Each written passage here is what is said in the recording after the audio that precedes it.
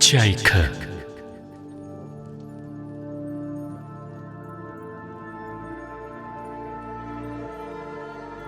지금으로부터 15년 전 일입니다. 당시 저는 경북 구미에 살고 있었습니다. 지금의 아내가 된 여자친구는 당시 전남 완도에 살고 있었는데 먼 거리임에도 불구하고 서로 사랑하게 되었습니다. 하지만 거리가 멀기에 데이트를 하려면 차를 갖고 있는 제가 주말마다 구미에서 완도로 왕복하는 수밖에 없었습니다. 완도로 가는 길은 하나뿐이었습니다.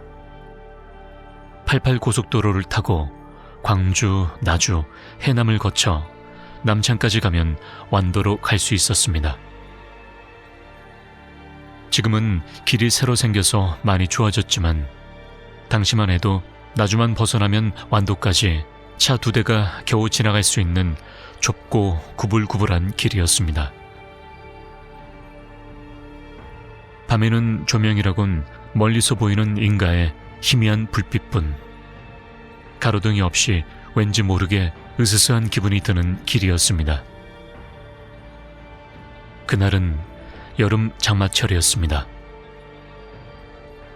토요일인데도 그날따라 일이 좀 많아서 늦게 출발했습니다. 지리산 휴게소를 지날 때부터 장대 같은 비가 계속 쏟아졌습니다. 광주에 도착했을 때는 이미 자정이 훌쩍 지나가 있었고 비는 하염없이 계속 쏟아지고 있었죠. 천둥 번개까지 쳐가면서 말입니다.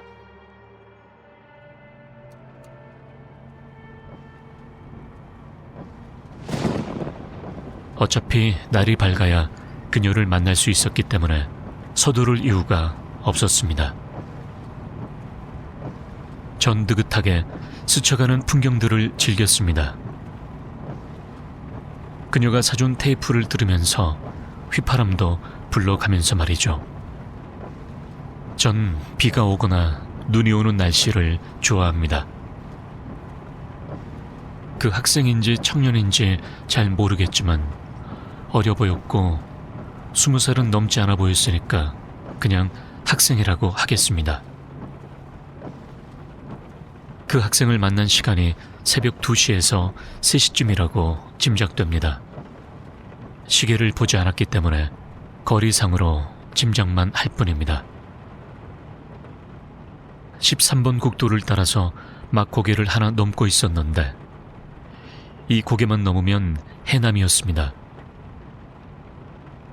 커브길을 돌아가는 순간 내 차의 헤드라이트 빛에 그 학생이 비쳐 보였습니다.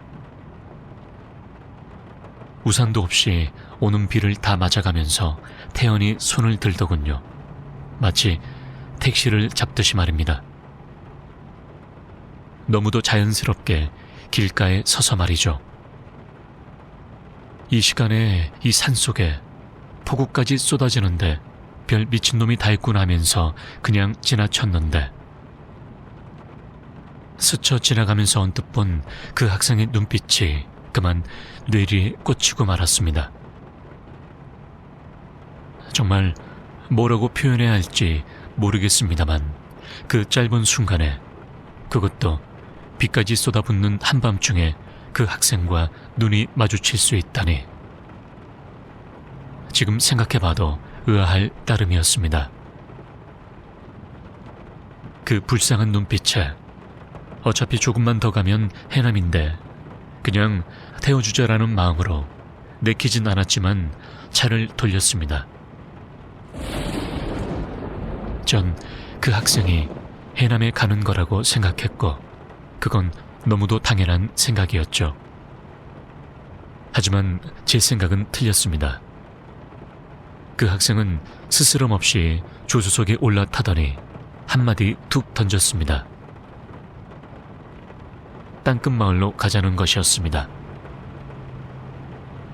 변성기를 거치지 않은 짧고 가녀린 음성 그 한마디뿐이었습니다. 그리고는 창 쪽으로 고개를 돌려 바깥만 바라보더군요. 땅끝 마을. 이게 택시인 줄 알아. 전 혼자 속으로만 궁시렁거리면서 계속 달렸습니다. 완도 가는 길에 땅끝 마을도 있으니 어차피 가는 길이니 넘어가자고 생각했습니다. 하지만 조금 괘씸한 생각은 들었습니다. 최소한 고맙다는 말 정도는 해야 도리이지 않습니까? 제가 무슨 택시도 아니고 말이죠. 하지만 조수석 창가에 비친 그 학생의 표정은 굉장히 슬퍼 보였습니다. 그 표정 때문에 말문이 막히더군요. 깜깜한 밤이었고 비까지 내려서 몇 미터 앞도 잘 안 보일 텐데도 창에 비친 그 녀석의 눈동자는 아주 먼 곳을 바라보는 것 같았습니다. 전 실연이라도 당했거니, 그래서 술이라도 한잔 했거니 그런 생각을 하면서 달렸습니다. 그 학생도 절 신경 안 쓰는 것 같았고 옆에 아무도 없다 생각하고 계속 달렸습니다. 남창에 거의 다다랐을 쯤 비는 거의 잦아들었고 대신 새벽녘의 안개가 자욱하게 내려앉기 시작했습니다. 마치 구름 속을 달리는 듯이 지독한 안개였습니다. 전 잠시 망설였습니다.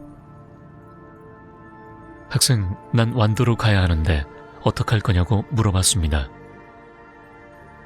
여기서 내릴 거냐고 아니면 집까지 태워줄 건지 물어봤습니다. 그 녀석은 저를 한번 돌아보더니 미소를 짓더군요. 그 학생의 얼굴을 그때 처음으로 본 거였는데 제법 준수한 용모였고 무엇보다도 창백해 보였습니다. 그럴 만도 했습니다. 아무리 여름이지만 오밤중에 그 폭우 속에 서 있었으니 전 좀 걱정이 되어서 한 번 더 물어봤습니다. 안 좋아 보이는데 괜찮냐고. 어차피 난 시간이 많으니 집까지 태워다 준다고 말했습니다. 그렇게 말하면서 차를 땅끝 마을 쪽으로 돌리려고 하는데 그 녀석은 괜찮다면서 여기서 가까우니 내려달라고 하더군요. 그렇게 교차로에 내려주고 다시 한번 물어봤습니다. 녀석은 고개만 까닥거리더군요. 내려주고 교차로를 지나오면서 백미러로 뒤를 봤는데 분명히 금방 내렸지만 그 녀석이 보이지 않았습니다.